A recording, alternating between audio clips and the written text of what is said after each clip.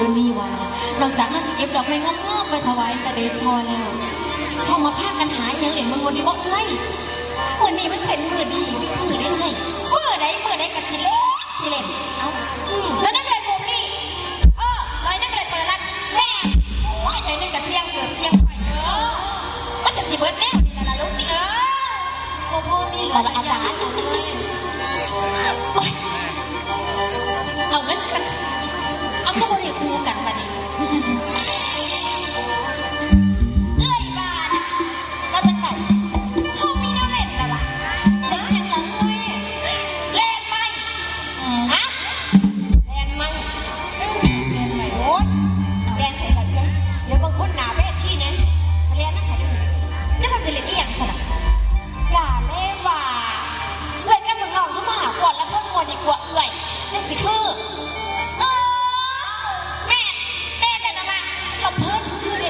อีหล่าเป็นผู้รับกันนี่แม่นู่นนี่ผู้ว่าเกิดทั้ง8พนักนี่จะเป็นผู้กอดแม่เลยอันต่อเรื่องล่ำมันกับพ่อสิล่ำในยูมันกันอีกประเด็นอะไรดีอยู่หรอกเลยว่าได้ยินสนบอกว่านี่เล่าว่างันน่ะมันติดอยู่น้อยเดียวนี่แม่ติดอีหยังนั่นมันติดบอกว่ารุ่นนี่นะล่ำวันนั้นได้ถือขี้ล่ำวันนั้นได้ถือจังหวะนี่แหละเลยบรรดารุ่นนี่ล่ำวันดีล่ำวันมวนมากปกติยังมาตูรุ่นนี่ที่หลังนี้เอ้ยสิบอกให้นะรุ่นนี้ว่าเรื่องทุกอย่างมันเป็นเรื่องของอาจารย์ดนตรีเขาไม่ได้กินจื้อเนื้อหรอกมันได้เดี๋ยวว่าแม่บอกเรื่องนี้ให้อาจารย์ดนตรีครูพ่อเอาสมองเลยแม่นั่นน่ะแต่ว่าการจีรอดรับพื้นให้มันมวนมันต้องมีจังหวะจากคนนั่นน่ะ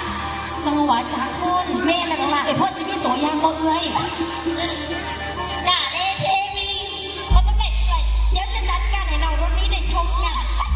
สบายการได้บอกเลยการเป็นผู้ยามผู้นี้นี่มันต้องมีจังหวะจากคนนี่จะของได้แม่เล่นเลยเข้าสินั่งแบบไรดนตรีในหัวใจก็ได้เนี่ยดูเป็นตัวอย่างนะบอกไปดนตรีมา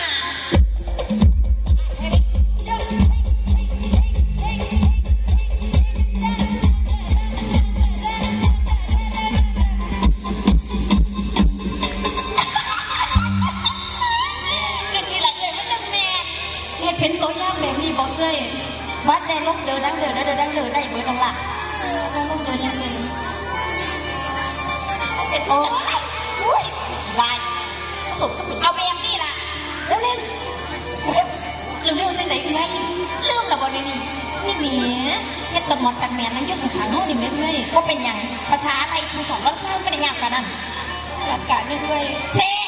ฮะพอเจอคือจังสี่หรอวะหัวข้าวทั้งหมด8 9 พนักเนี่ยเถื่อนทั้งมาใหม่อยากกินน้ำสะอาดให้พวกเจ้ารีบทำให้พวกเขาดื่มเขาดิ่งซะให้ไปรีบนับ1 หอด 10ตอนนี้ยังใจดีสวยอยู่แต่ว่าข้างหลังจาก10แล้วพวกเจ้าพ่อกัน1 2 3 4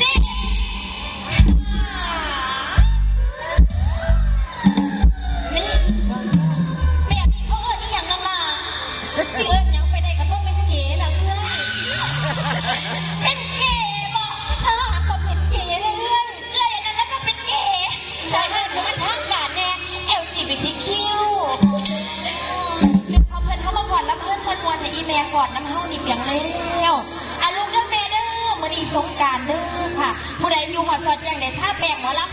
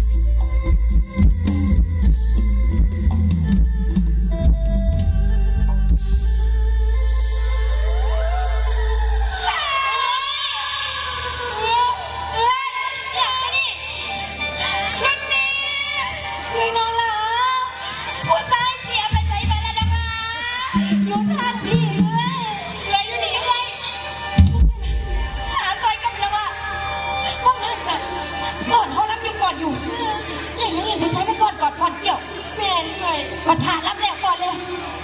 พวกกูซ้ายเสียไปใส่มาแล้วน้องมาเอ้ยรุ่นนี้มาเป็นรุ่นนี้เห็นอยู่ผู้เดียวพวกเอ้ยแต่เห็นคือรุ่นนี้เยอะสันบอกเอ้ยอยากเห็นรุ่นนี้หรือว่าหรือว่า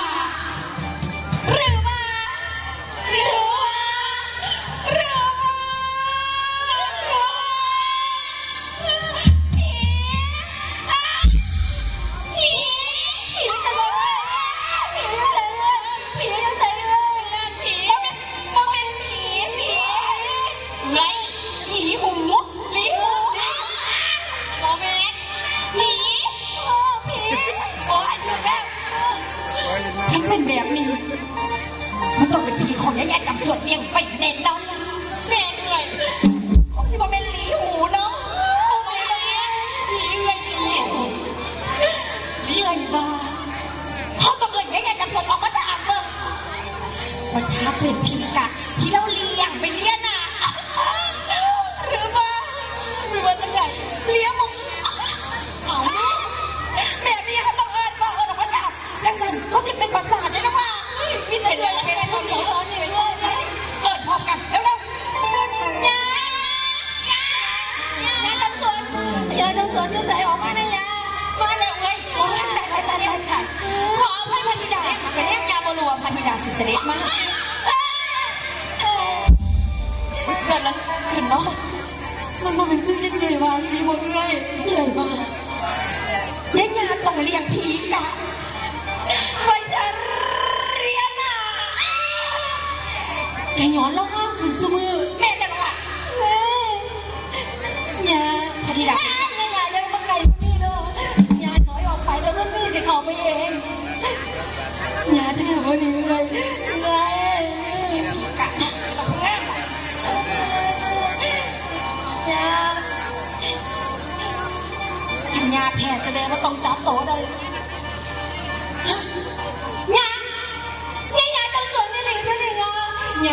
ยามากันดีเรายารู้นี่ถามยาได้ต่อยาเป็นมารยาดะมีลูกมีหลานด้วยยาหลอยเลี้ยงพี่เลี้ยงกูมาทองไว้กูบนยานี่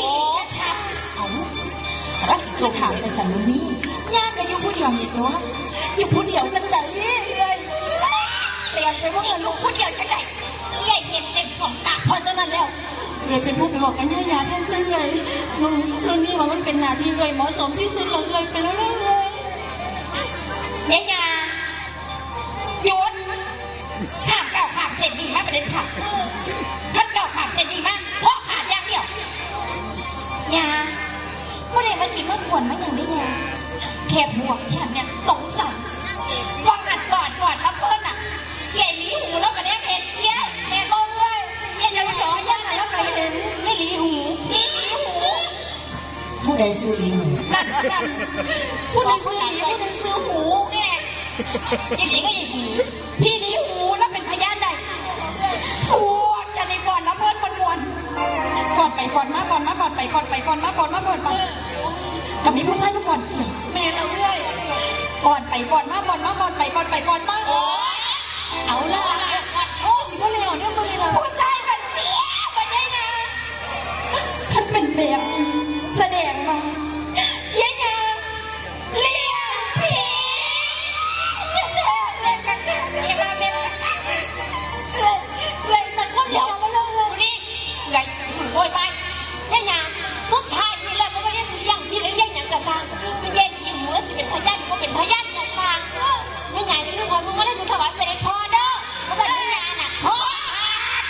ไปเร็วๆเลยเนี่ยเดียวทีการได้ขันยางน่ะเนี่ยบางครั้งนั่นเถอะฉันหูไม่รู้เป็นอะไรต้องที่มาบ้านก็ไม่หายกระชับพวกเมื่อยน้ำพัทธิดาแต่ว่านับมือยังจับได้เนาะ